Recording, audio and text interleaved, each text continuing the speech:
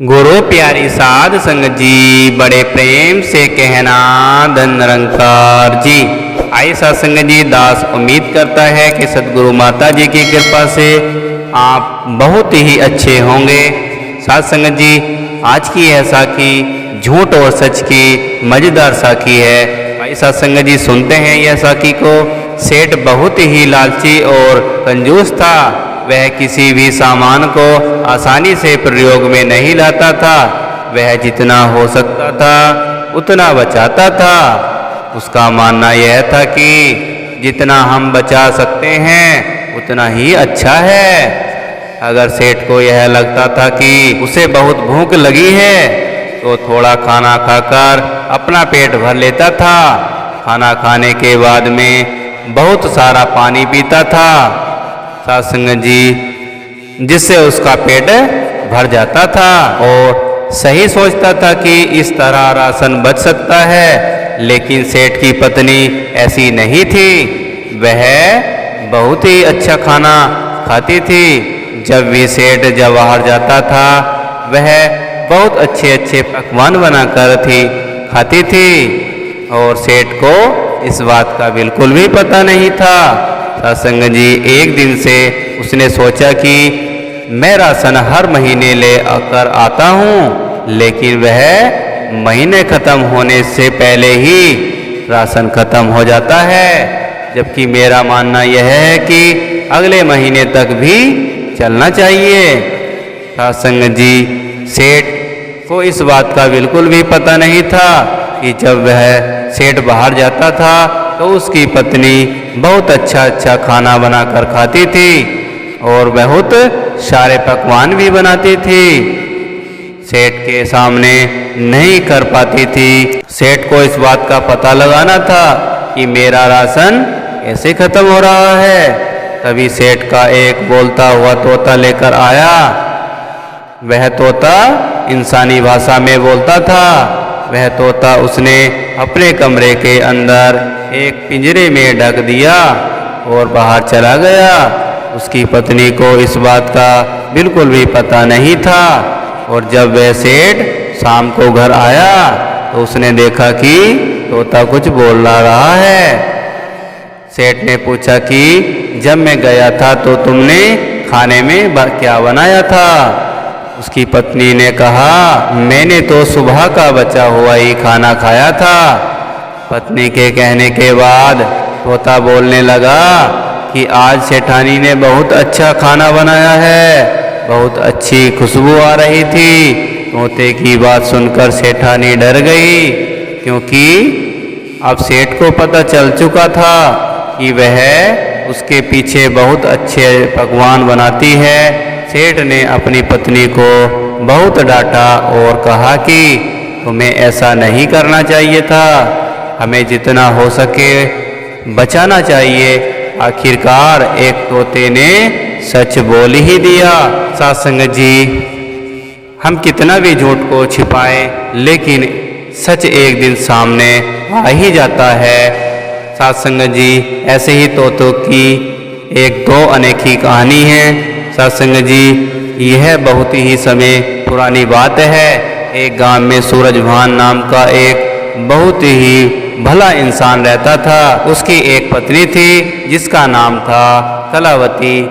एक बार वह आदमी किसी आवश्यक कार्य से एक अन्य नगर को गया। वहाँ के बाजार में भांति भांति के और चित्र विचित्र पक्षी बिक रहे थे। वहाँ एक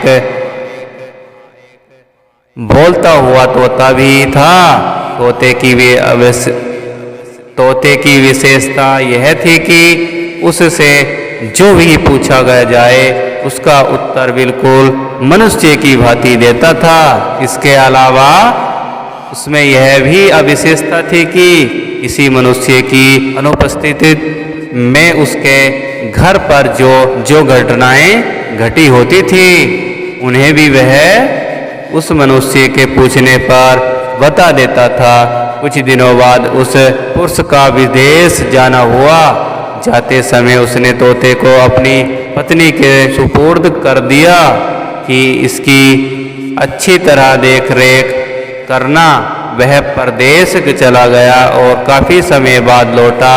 लौटने पर उसने अकेले में तोते से पूछा कि यह मेरी अनुपस्थिति में क्या क्या हुआ। उसकी अनुपस्थिति में उसकी पत्नी ने मनमानी की थी। तोते ने अपनी स्वामी से सारा हाल कह सुनाया। आपके पीछे बहुत सारा खाना खाया करती थी और पूरे दिन भर घूमती रहती थी। स्वामी ने अपने पत्नी को खूब डांटा फटकारा कि तू मेरे पीछे क्या क्या हरकतें करती रही। पत्नी पति से तो कुछ न बोली क्योंकि बातें सच्ची थी, लेकिन यह सोचने लगी कि यह बातें उसके पति को किसने बताई।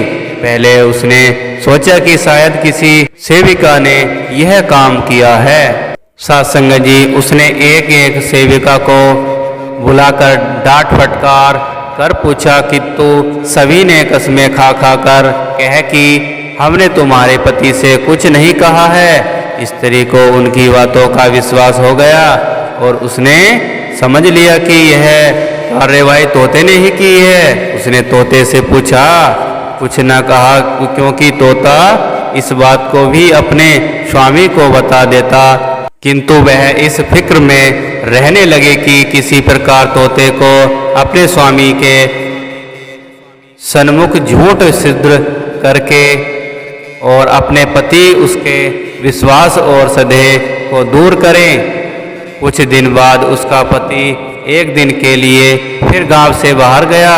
स्त्री ने अपनी सेविकाओं को आज्ञा दी कि रात में एक सेविका सारी रात तोते के पिंजरे के नीचे चक्की पीसे, दूसरी उस पर इस तरह पानी डालती रहे जिससे वर्षा हो रही हो, और तीसरी सेविका पिंजरे के पीछे की ओर दिया जलाकर खुद दर्पण लेकर तोते के सामने खड़ी हो गए जाए और दर्पण पर पड़ने वाले प्रकाश को तोते की आंखों के सामने रह कर डालती रहे।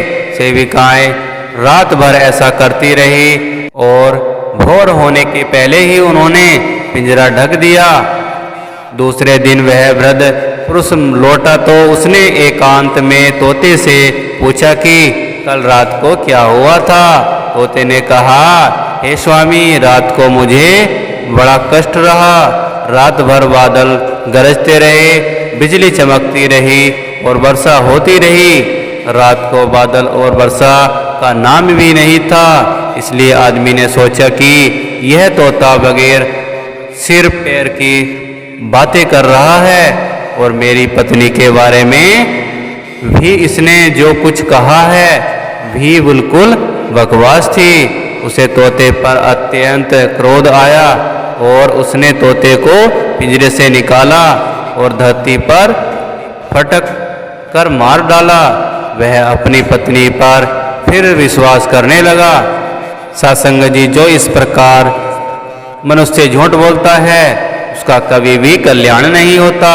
सत्संग जी, इस दातार से रहमत बख्श लेना।